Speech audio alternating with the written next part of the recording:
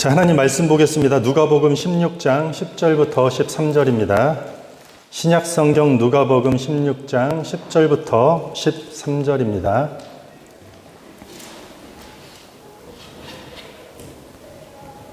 저 여러분들이 한 절씩 교독하겠습니다. 지극히 작은 것에 충성된 자는 큰 것에도 충성되고 지극히 작은 것에 불의한 자는 큰 것에도 불의하니라.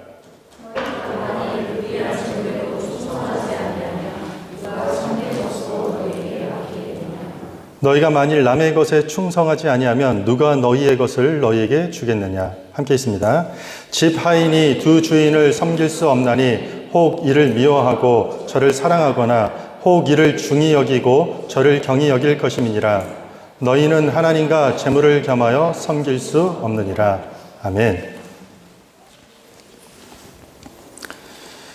자, 오늘 말씀 제목은 수직과 수평이라는 주제로 하나님 말씀을 함께 나누도록 하겠습니다. 1212년도에 있었던 일입니다. 무슬림에 의해 점령당한 예루살렘을 해방시켜야 되겠다라는 그 생각에 소년들로 주축이 된 십자군 원정이 시작됩니다. 일명 소년 십자군이라고 불렀습니다.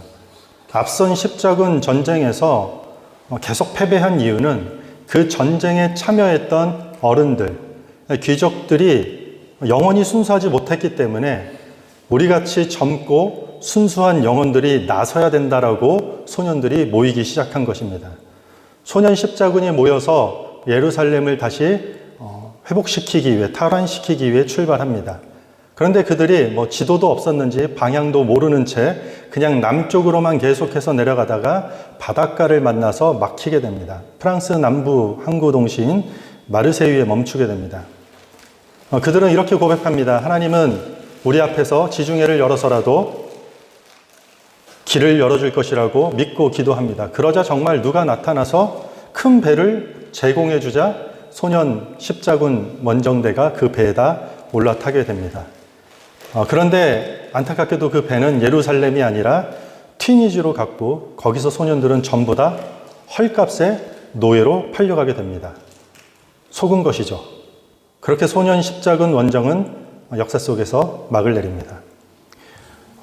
그 일화에 보면은 이런 일들이 있습니다. 처음에는 몇백 명으로 시작하는데 이들이 예루살렘으로 가는 길에 그 숫자가 불어나고 늘어나서 나중에는 3만 명 가까이 그 숫자가 모였다고 합니다. 문제는 이들의 원정길에서 이 3만 명이나 되는 소년 십자군들이 배가 고프면 농부들 마을을 약탈해서 훔쳐먹는 일을 일삼았던 것입니다. 예루살렘을 해방하는 일은 너무나도 거룩하고 그 일을 회복시키는 일은 신실하고 매우 위대한 큰 일이기 때문에 거기 가가지고 그것 하나 훔쳐먹는 일은 그 정도는 해도 되는 작은 일이라고 생각했던 것입니다. 우리 삶에 어마어마한 에너지를 쏟아내면서 그것이 큰 일이라고 생각하면서 의외로 작은 일을 하찮게 여기는 경우가 상당히 많습니다. 어떤 사람들은 누군가를 돕는 일은 작은 일로 생각합니다. 그래서 남들을 돕는 일에 대해서는 작은 일이기 때문에 기껏해야 10불, 20불 이상은 결코 쓰지 않는 것입니다. 하지만 옷을 사고 가구를 바꾸고 맛있는 것을 먹는 일들, 이런 것들은 나름 큰 일들로 생각해서 몇천 불, 몇만 불 쓰는 것을 아무렇지도 생각하지 않고 쓰는 사람들이 있습니다. 그런데 반대로 가구를 가꾸고 옷을 바꾸고 먹는데 그렇게 많은 돈을 쓰지는 않지만 어려운 사람들을 돕는 일에 수백 불, 아니 수천 불을 쓰는 사람들도 있다는 것입니다. 이것은 사람에 따라서, 내 마음에 따라서 어떤 일이 큰 일이냐, 어떤 일이 작은 일이냐에 따라서 우리의 지출이 결정되고 또 그것으로 인해 내 삶에 많은 것이 결정되는 것입니다. 이런 관점으로 보면은 인생은 무엇을 크게 생각하고 또 어떤 것을 작게 생각하는 것에 따라서 인생의 어떠한 모양이 만들어진다고 할 수 있습니다. 우리가 읽었던 10절 다시 한번 읽겠습니다. 10절입니다. 시작.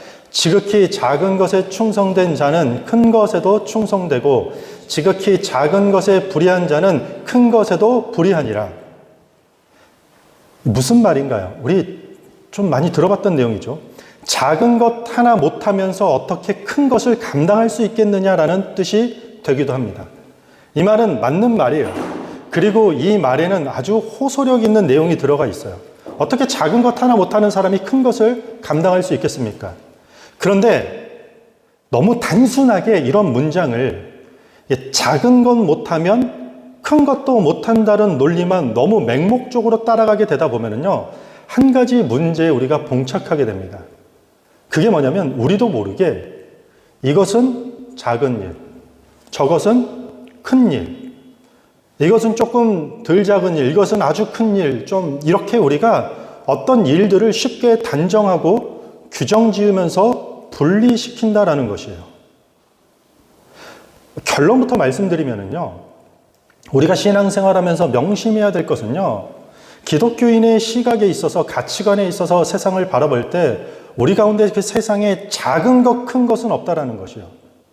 그러니까 작은 일이나 큰 일은 기독교인들한테는 없다라는 것이요. 저희가 방금 읽었던 10절에서 작은 것에 충성된 자가 큰 일에 충성된다라고 할 때의 그 의미는 그렇게 행하는 자, 그러니까 작은 것도 충성되게 행하는 자, 그 사람은 작은 일을 작게 보지 않았다라는 것이요. 그러니까 작은 일을 충성하는 사람의 특징은요, 다른 사람들과 우리들의 가치관과 다르게 생각보다 모두가 작은 일이라고 바라보는 그 일들을 그 사람은 작고 하찮은 일로 바라보지 않는다라는 것이요. 그것을 작은 일로 바라보면은요, 충성할 수 없는 게 우리의 본성이기 때문입니다.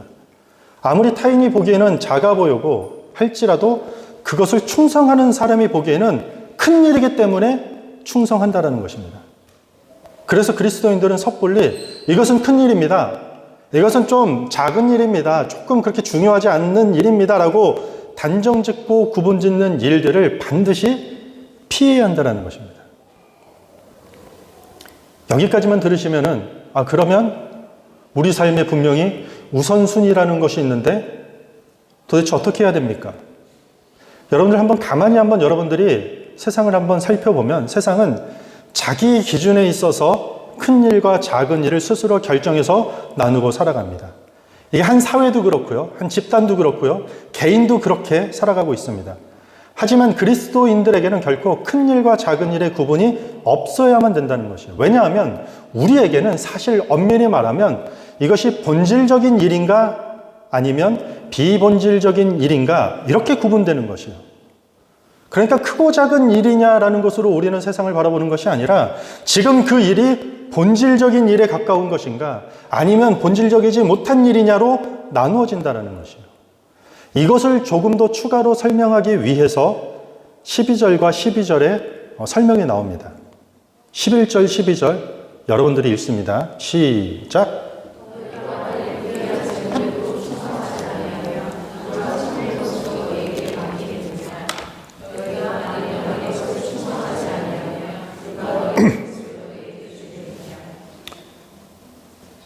지금 불의한 재물에 충성하지 않으면 참된 것이 우리에게 맡겨질 수가 없다라는 것이에요. 이게 무슨 말이냐면요, 여러분, 불의한 재물이 무엇일까요? 재물 자체가 불의할 수는 없어요. 칼로 사람을 죽이면 나쁜 것이죠. 근데 칼로 요리를 하면 좋은 것이요. 그러니까 마찬가지로 이 돈은, 이 재물이라는 것은 중립적 가치를 가지고 있어요. 그러니까 돈은, 재물은 사람이 문제지 돈이나 재물 자체가 문제가 된다는 게 아닌 것이에요. 그러면 불의한 재물은 무슨 뜻일까요? 하나님의 질서를 멸시하면서까지 벌어들이는 재물인 것이에요.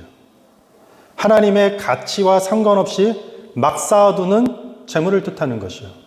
하나님의 목적과 전혀 연관성 없게 돈을 사용하고 있는 재물, 이런 재물이 성경은 불의한 재물이라는 뜻이에요. 이렇게 벌고 모으고 사용하는 일들, 이것들을 우리는 큰 일이다, 작은 일이다, 세상은 구분하고 사는데 성도는 그것을 크다 작다로 바라보는 것이 아니라 이게 과연 본질적인 일인가? 단돈 1불이라도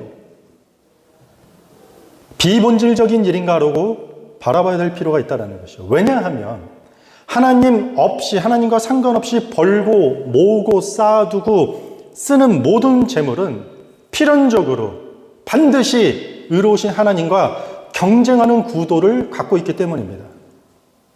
자기 자신을 섬기게 하는 마음이 가득 차게 되는 것이에요. 하나님께로 향하는 우리의 마음 또는 하나님께로 향해야만 하는 우리의 마음을 빼앗아 나를 섬겨라, 나에게 더 주목해라 라고 재물이 하나님과 경쟁을 불어넣기 때문이라는 것이죠.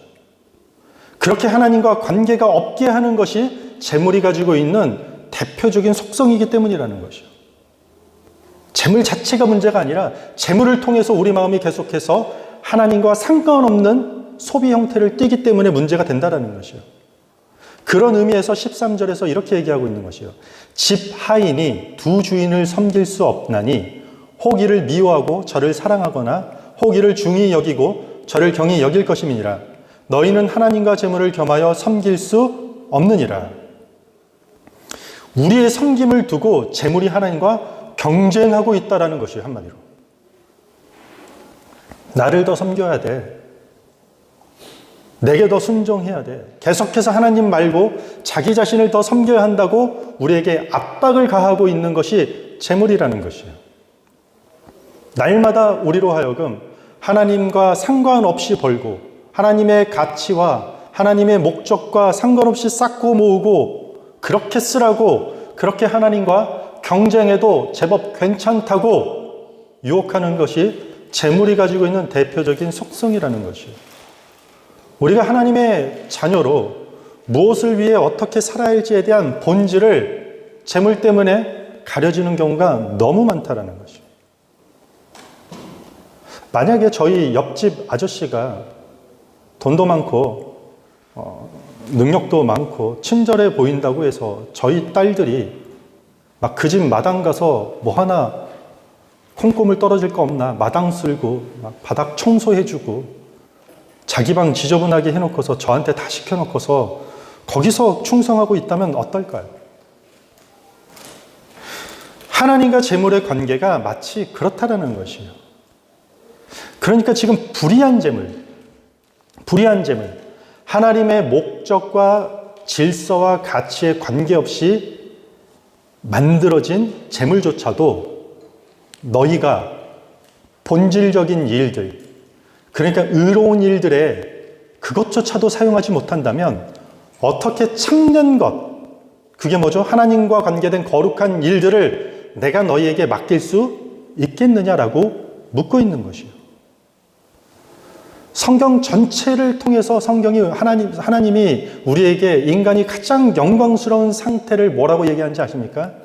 하나님의 일에 참여할 때 그 영광을 누릴 수 있다는 게 성경 전체 맥락에서 하는 메시지예요. 참된 기쁨과 참된 소망과 참된 위로와 참된 평화는 하나님의 거룩한 일들을 통해서 경험할 수 있다. 이게 성경의 가르침이라는 것이요. 그런데 계속해서 그 위로부터 오는 수직적인 하나님과 관계없이 우리가 살아가는 이 땅의 수평적인 삶 속에서 벌고 모으고 쓰는 재물에 끌려다니는 경우가 너무 많다는 것이요. 우리가 잘 먹고 잘 사는 일에 반드시 필요한 재물이에요. 그렇죠? 여러분들 돈 없으면 뭐 여기 올 수 있는 기름도 한 방울 못 넣잖아요. 예배 어떻게 드리겠습니까? 이 렌트비를 내지 못하면. 우리가 무엇을 하든지 반드시 필요한 게 재물이라는 것이에요. 우리가 하나님 나라의 거룩한 일을 하는데도 필요한 것은 반드시 재물이에요. 그렇게 우리와 우리의 일들을 위해서 존재해야 될 재물인데 어느 순간 우리가 살다 보면은 이것이 큰 일이고 이것이 작은 일이고 이것이 더 중요한 일이고 이것은 상대적으로 중요하지 않는 일이라고 우리가 이상한 가치관에 뒤죽박죽 섞여서 막 단정짓다 보니까 어느 순간 그 재물을 위해 우리가 존재하는 삶으로 거꾸로 추락하고 있다는 것이죠. 하나님과 나를 위해야 할 재물이 아닌 재물 자체를 위한 우리가 된다면 얼마나 이 삶이 비극적인 삶이 되겠습니까? 한마디로 나를 위한 돈이 필요한 것인데 어느 순간 돈을 위한 내가 된다면 얼마나 슬픈 현상이 되겠습니까? 그럼에도 불구하고 요즘에 얼마나 많은 사람들이 땀 흘려 수고할 생각하기보다는 뭐 유행 같아요. 경제적 자유. 요즘 뭐 어디 틀기만 하면 입만 열면 경제적 자유를 얘기해요. 이게 뭔지나 알고 하는지 좀 궁금합니다, 저는. 경제적 자유를 얘기하면서 오히려 더욱더 돈의 노예가 되어가는데 그게 무슨 경제적 자유가 되겠습니까? 경제적 자유를 위해서 자유를 포기하고 돈 하면서 돈을 버는 일에만 젊은을 희생시키고 몰두하는 것, 그리고 그렇게 번 돈이 자신의 남은 모든 상당 부분의 인생을 해결해 줄 것이라고 믿고 추구하는 삶이 무슨 여기서 경제적 자유라는 단어가 성립이 되겠습니까? 우리는 지난 1년, 아니 지난 수년 동안 뉴스나 신문 기사를 통해서 돈이 많은 사람들이 자살을 하고 가난한 나라의 행복지수가 부와 비례하지 않다라는 이런 사실을 매번 접할지라도 우리는 물질 만능주의에 사로잡혀 있는데 거기서 과연 우리가 참된 자유와 참된 소망과 성경이 말하는 참된 것을 맛볼 수 있는 은혜가 과연 있겠냐라는 것이에요. 주님이 지금 이 시대에 우리를 향해 묻고 있는 것입니다. 너희가 하나님과 관계없이 아무런 연관성 없이 그렇게 주머니에 넣게 된 그 알량한 재물도 의롭게 사용하지 못하는데 어떻게 하나님 나라의 참된 것을 너희에게 맡길 수 있겠느냐? 이 말을 여러분들 오해하시면 안 됩니다. 불이하게 벌어들인 재물이라 할지라도 의로운 곳에 사용하면 된다라는 뜻이 아니에요. 불법과 비리, 도둑질로 강탈한 돈으로 가지고 교회 와서 예배 시간에 헌금하면 깨끗하게 세탁된다라는 그런 뜻이 아니라는 것이요. 그렇다고 또 반대로 기도하지 않고 믿음으로 살아가지 않고 벌거들인 그 돈, 이기적인 마음으로 번 돈들은 어떠한 경우라도 의롭고 고귀한 곳에 쓰임받을 수 없다라는 뜻도 아니라는 것이요. 무슨 말이에요 이게? 이것도 아니고 저것도 아니면. 하나님을 위한 큰 일이라면 그런 죄는 작은 일이 될 것이야. 괜찮아. 크게 하나님 일 하면 되니까. 하나님을 위해 우리가 큰 일을 하게 된다면 그런 죄는 하나님께서 작은 죄로 여겨주시고 다 용서해 주실 거야. 이런 문장들이 우리를 쉽게 이건 큰 일, 이것은 작은 일, 큰 일을 위해 작은 일은 그나마 괜찮다라는 위험에 빠뜨리게 하는 지점이 된다는 것이요. 결론부터 말하면요, 우리는요, 정확히 알 수가 없어요. 우리가 이 땅을 살아가면서 아무리 우리가 하나님을 믿는 백성이라 할지라도, 우리가 아무리 성경을 가지고 있는다 할지라도, 우리가 섣불리 말씀 가지고 단정 지을 수 없는 일들이 세상에 너무 많다라는 것이요. 기독교 정치 철학에 탁월했던 라인홀드 니버라는 분이 있어요. 하이스쿨 교과서에도 나옵니다. 도덕적 인간과 비도덕적 사회라는 책이 있어요. 도덕적 인간과 비도덕적 사회. 무슨 말이냐면요. 인간이 아무리 도덕적으로 성실하게 잘 산다 할지라도 그의 도덕성은 아무리 열심히 해봤자 그 부도덕한 사회에서 아무리 도덕적으로 살아봤자 그 도덕성은 부도덕한 사회를 기여할 수 있는 도덕성이 될 수 있다. 말이 좀 헷갈린가요? 그러니까 네가 아무리 착하게 살지라도 악하게 사는 사회 구성원에 도와주는 일밖에 되지 않는다. 그 착함이. 집단 지도부 자체가 사악하면 아무리 나라를 위해 성실하게 우리가 충성해도 그 충성은 악한 것을 위한 충성이 될 수 있다는 것이요. 아무리 우리가 땀 흘려 최선을 다하더라도요, 누군가의 탐욕에 의해 우리의 성실함이 이용될 수 있을 것입니다. 심지어 우리가 아무런 생각 없이 사먹는 식당들 있잖아요. 물건을 사주는 마트들, 그 식당 주인들이, 그 가게 CEO들이 그 돈으로 어떤 악한 일들을 할 수도 있다라는 것이에요. 우리는 알 수 있다 없다? 없다라는 것이에요. 이 말은 우리가 살아가는 이 세상의 구조에서 완전히 자유로울 수 없다는 회의적인 말이 아니라 우리가 다 알 수 없다라는 겸손함을 갖춰야 된다는 것이에요. 우리의 믿음의 태도나 신앙의 깊이나 어떤 영적인 성숙함에 대한 문제가 아니라 이것은 능력에 대한 것이요. 하나님이 아니기 때문에 우리는 알 수 없다라는 것이요. 그러므로 우리는 무엇이 큰 일이다? 무엇이 작은 일이다? 어떤 일이 고귀한 일이다? 이거는 불의한 일이다. 표면적인 것만 놓고 우리는 그것을 100% 확신하면서 이야기하기가 어려운 복잡한 세상 속에 살고 있다는 것이요. 아무리 내가 좋은 의도도 하는 일이라 할지라도 그것이 우리가 소속된 악한 사회 속에서 악하게 사용될 수 있는 경우도 너무 많다라는 것이요. 쉬운 예로 그런 거 있지 않아요, 여러분들? 호의를 베풀었더니 그 호의를 영화 대사죠. 뭐 권리로 받아들인다. 뭐 이런 거 있잖아요. 악한 곳에 가면 그 좋은 것들이 악하게 사용된다라는 것이요. 우리는 무엇이 큰 일이고 무엇이 작은 일이고 무엇이 의로운 일이고 무엇이 불의한 일인지 100% 섣불리 내가 아무리 기도를 많이 하고 말씀을 많이 한다라도 그렇게 판단하는 자리에서는 반드시 내려와야 된다는 것이요. 여러분들 성경을 처음 열면요, 최초의 죄가 있어요. 에덴 동산에서 열매를 먹죠. 먹지 말라는 열매. 그게 뭐죠? 선악을 알게 하는 열매를 먹지 말라고 그래요. 이름이 뭐라고요? 선악을 알게 하는 것이요. 선악을 알게 하면 뭐가 나쁜 것입니까? 이 이야기의 핵심은요, 네가 하나님의 자리에 앉아서 이것이 선이다, 이것이 악이다, 이것이 옳다, 이것이 그르다 스스로 심판 자리에 앉아서 옳고 그름을 규정하는 판단자가 되는 자리에 앉는 게 성경은 죄라는 것이에요. 그러니까 사탕 몇 개 훔쳐먹고 여러분들이 무슨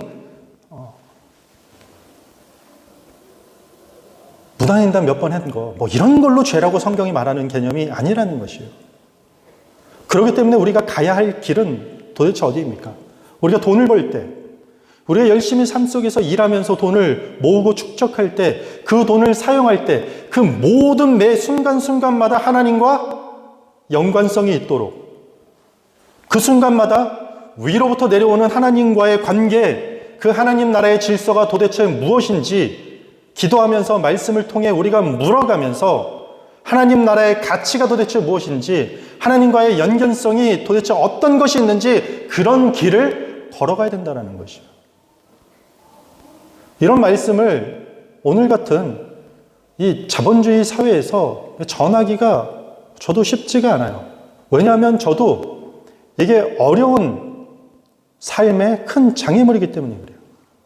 그래서 우리는 하나님과의 수직적인 관계가 아주 중요하다는 것이요.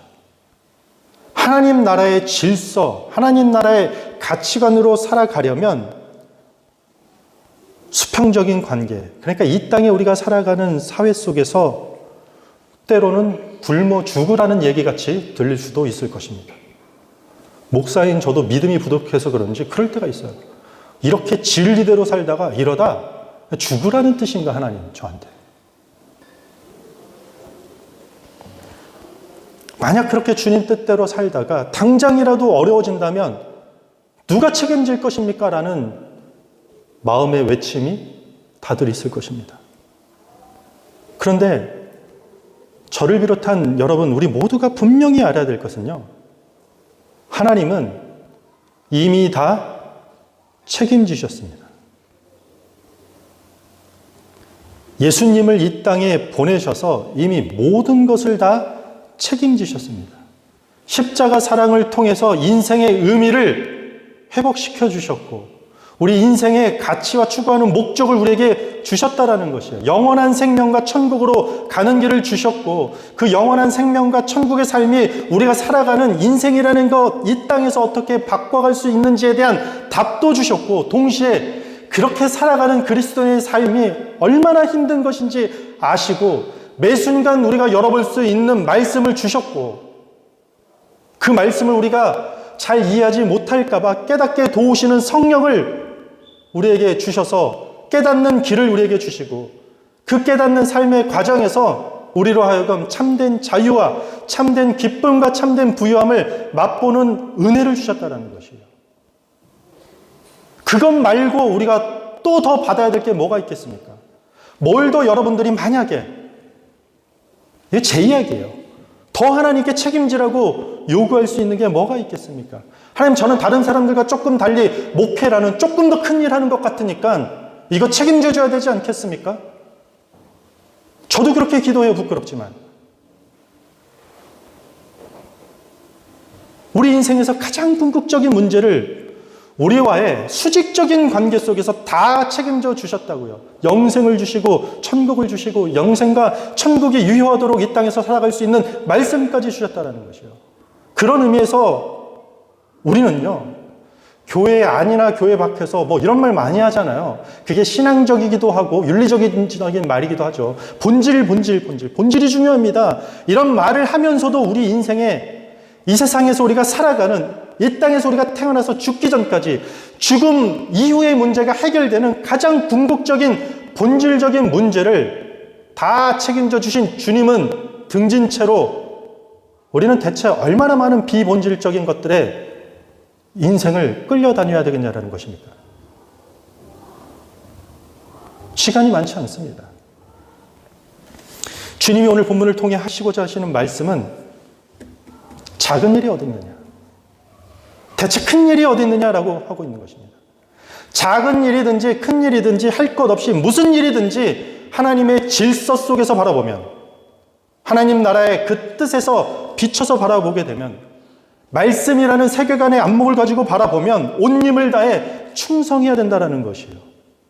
오직 수직적인 관계, 하나님과의 관계에 뜻을 맞추고 삶을 바라보면 모든 일은, 수평적인 관계에서 일어나는 일과 만나는 사람들은요, 다 동일하다라는 것이요. 큰 일, 작은 일도 구분이 없고 큰 사람, 작은 사람도 없다라는 것이요. 성경에 보면은요, 모든 사람들로부터 손가락질 받고 돌 맞아 죽을 뻔한, 그러니까 현장에서 가늠하다 붙잡혀 끌려온 여인이 있습니다. 바리새인들과 서기관들의 눈에는 천하고 더럽고 수치스러운 여인이지만 예수님의 눈으로 바라볼 땐 하나님의 은혜가 너무나도 필요한, 은혜의 목이 마른 하나님의 딸로 보인다는 것이요. 그리고 주님이 여기서 아주 중요한 선포를 하세요. 많은 사람이 듣고 이것은 신성모독이라고 여겨질 만큼의 과격한 선언을 하세요. 지극히 작은 자 하나에게 한 것이 하나님에게 한 것이라고 말씀하십니다. 지극히 작은 자와 가장 큰 하나님이 동일하다라는 것이요, 같다라는 것이에요. 세상에 이런 종교가 여러분 어디 있습니까? 지극히 작은 자와 가장 큰 하나님이 같다라는 진리가 타 종교에서 어디 이런 소리가 나옵니까? 주님은 큰 일과 작은 일을 구분하지 않아요. 주님은 큰 사람, 작은 사람 이런 것들을 절대 따로 구별하지 않으셨다라는 것이요.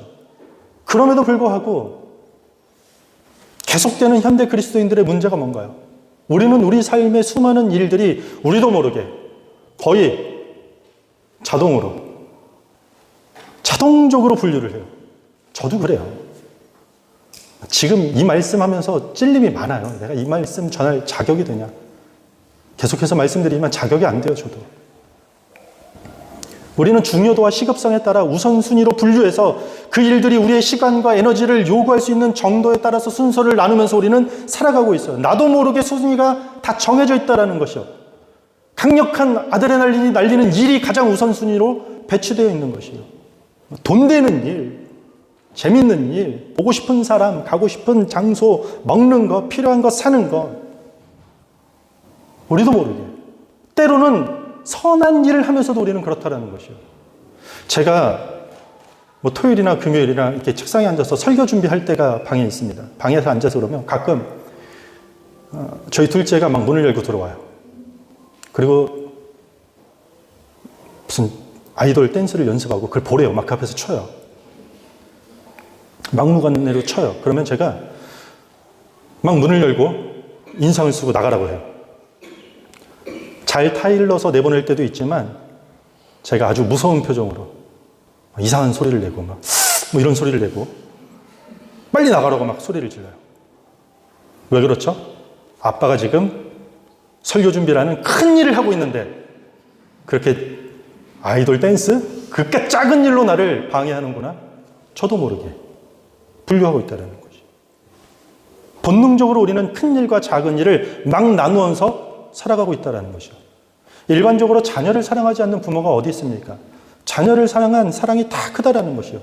자식이 공부 열심히 하고 운동 열심히 해서 여기 하기를 원하잖아요. 이유가 뭔가요? 행복하게 살기 위해서예요.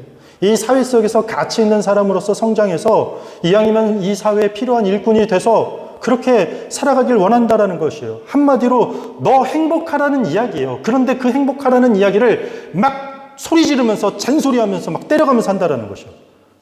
아이러니하게도 때론 행복을 위한 잔소리와 야단 때문에 자녀가 행복하지 못한 시간을 보내게 된다는 것이요.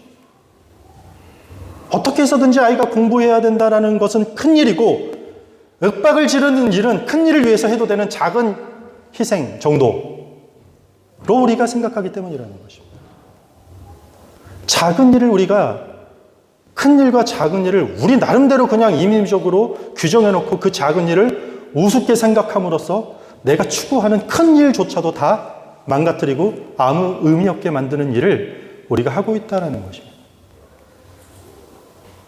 성경은 우리에게 명명백백하게 말하고 있습니다. 이 세상에 작은 것, 큰 것 없다. 이 세상에 큰 사람도 없고 작은 사람도 없다. 모든 일이 다 소중한 일이다라고 계속해서 우리로 하여금 전하고 있는 것입니다. 우리에게 모든 일은 주님의 일이기 때문에 다 귀하고 소중하다는 것입니다. 골로새서 3장 23절에 보면 무슨 일을 하든지 마음을 다하여 주께 하듯 하고 사람에게 하듯 하지 말라. 우리의 그 완악한 마음을 아나봐요. 우리가 작은 사람에게까지 용서하고 사랑하고 양보하는 일을 왜 그렇게까지 해야 됩니까? 라고 묻는다면 예수님께서 십자가를 지셨던 것은 지극히 작은 자 한 사람을 소중히 보셨기 때문에 십자가라는 구원이 완성됐다라는 것이요. 이게 기독교의 핵심이고 가치예요. 기독교의 능력도 여기 있다라는 것이요. 그리고 그 실천의 현장에 하나님의 놀라운 은혜가 부어지는 것이요. 거꾸로 얘기하면요, 왜 저는 신앙생활을 해도 여전히 하나님의 은혜를 제가 잘 누리고 있지 못합니까? 무슨 일을 할 때마다 여러분들이 사람을 대하듯이 하기 때문에 은혜가 없는 것이요. 무슨 일을 할 때 큰 사람, 작은 사람, 나한테 필요한 사람, 덜 필요한 사람, 더 중요한 사람, 덜 중요한 사람, 이렇게 구분하듯이 사람에게도 하시기 때문에 그렇다라는 것이요. 그런데 사람에게 하듯이 그 대상을 평가하는 내 기준에 맞추는 것이 아니라 주께 하듯 하면 그 안에 상상치 못한 은혜가 솟구쳐 오른다라는 것이요. 제가 대학 때 제주도 선교를 교회에서 가려고 하는데 사탄과 거의 비슷한 친구가 하나 있어요. 제가 보기엔 그 마귀의 자녀예요. 모든 사람들을 공격하고 힘들게 하고 제가 리더였는데 아니 이거는 그냥 마귀 사탄이에요. 제가 보기에는 느낌이 없어져야 돼. 쟤는 교회에서 출교를 시켜야 돼. 너무 힘들게 하는 거예요. 더 이상 모임에 안 나왔으면 좋겠고 선교 안 가길 바래요. 그냥 교통사고 나서 다리가 분질러져서 하는 걸 바래요. 막 이런 마음이에요. 그런데 어느 날 말씀을 듣고 제가 열받아서 반대로 문자를 보냈어요. 너 때문에 힘이 되고 위로가 되고 네가 없으면 우리가 어떻게 제주 선교를 감당할 수 있겠니? 막 하고 싶은 말을 거꾸로 했어. 거꾸로 막 비꼬듯이. 다음 날 장문의 메일이 왔어요. 회개는 주님 앞에 해야 되는데 막 저한테 회개를 하는 것이에요. 그리고 사람이 어떻게 이런 일이 있을 수 있을까 싶을 정도로 손가락 뒤집듯이 뒤집어져서 모든 우리 선교팀이 하는 일에 가장 많은 희생을 한 사람으로 바뀌는 것을 제가 경험했습니다.